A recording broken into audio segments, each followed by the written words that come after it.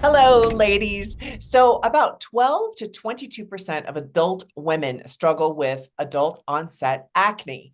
And I don't know about you, but for me, getting a pimple as an adult is really, really frustrating. So, and not only that, some people have very severe acne. So, what can we do about it? So, who better to answer this question than the incomparable Ben Fuchs of Truth Treatment Skincare? He is a cosmetic chemist, a nutritionist, and a compounding pharmacist.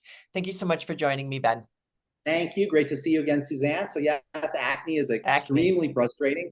Yes. You're a kid, you get acne and you can deal with it a little bit. It's still frustrating when you're a kid. But then when you're older, you get acne. And a lot of it occurs in, as you mentioned, in women, especially Right. women who are perimenopausal or menopausal. There's Right. acne is kind of this vague term that covers a whole lot of skin health challenges. Traditionally, acne is increased sebum and comedogenic, that is the formation of pimples, increased skin oils, bacteria are involved. But the kind of acne that people get when they're older is a little bit different.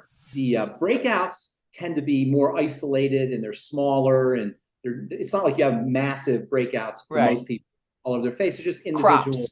It's like Yeah, crops. Yeah. right, exactly. Yeah. Is that what they call them? As crops? I I haven't. call it a crop. I've had Okay, a crop. Yeah. okay, Yeah. okay. So a couple things you want to think of. First of all, you want to think about the hormone testosterone. Right. As men and women are both balances of estrogen and testosterone. Estrogen is your female hormone, testosterone is your male hormone.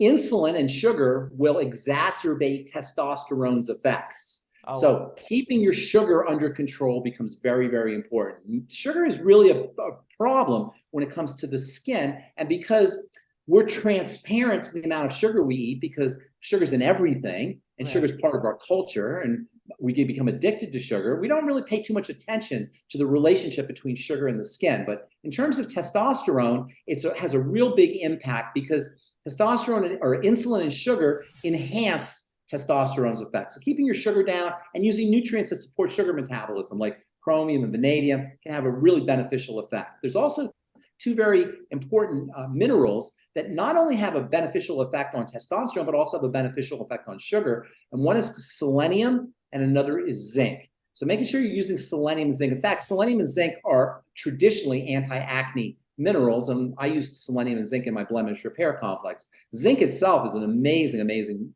mineral for helping deal with acne, whether you're a kid or whether you're an adult. And zinc also plays a role in the processing and the metabolism of testosterone. Then topically, there's things that you could do also. Topically for acne, exfoliation is really important.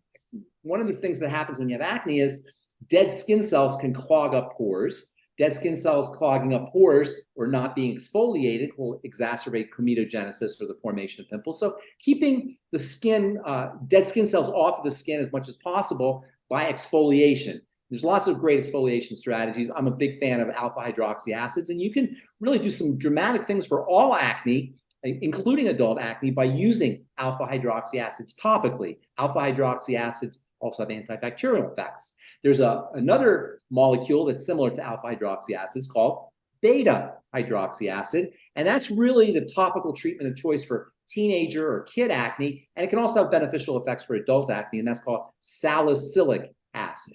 I like using salicylic acid in cleansers where you can have a nice exfoliating effect as you're cleansing your skin. You can use salicylic acid topically as well. The all-time great topical strategy for dealing with acne is vitamin A in its retinol form. And by the way, I should tell you, taking vitamin A orally is also a great treatment for all acne. Taking vitamin A out of the diet, vitamin A deficiencies will actually cause acne-like lesions and something called chicken skin or keratosis piloris, where skin cells tend to pile up and clog up the hair follicles, but it can also cause acne. So taking vitamin A orally is important, but also using vitamin A topically. Now, there's different forms of vitamin A. The two forms of vitamin A topically that will help you deal with acne are retinol and retinoic acid. Retinoic acid is the active ingredient in retin A. It does require a prescription. Retinol works just as well as retinoic acid, although it's much weaker. So you have to have a higher concentration of retinol to get those effects of retinoic acid. As you know, we have wonderful retinol products, 5% retinol gels, 5% retinol serums. That's the kind of strength that you really want to get into if you want to take care of your adult acne. You can dab the retinol on the pimple to get rid of pimples, to help eliminate pimples and to accelerate the healing of pimples too. Or you can use your retinol all over your skin, all over your facial skin, because you get anti-aging benefits from retinol as well, right, building the connective tissue and wrinkle reduction and fine lines, stimulating the production of skin fats, for example, and high hyaluronic acid.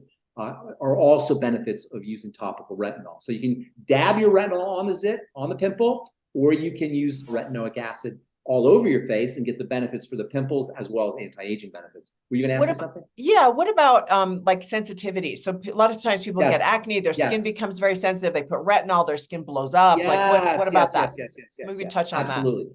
Retinol is a very stimulating ingredient. And if your barrier is weak, the skin barrier is weak, you're going to have a problem with retinol. So you want to use retinol in conjunction with barrier strengthening ingredients. Now, here's the interesting thing. Retinol will help strengthen the barrier. So you want to use retinol to strengthen the barrier, but if you have a barrier problem, you can't use retinol. So it's a little bit of a catch-22. So what you want to do is you want to strengthen the barrier with non-retinol strategies. Now, let me just really address this whole barrier thing real quick.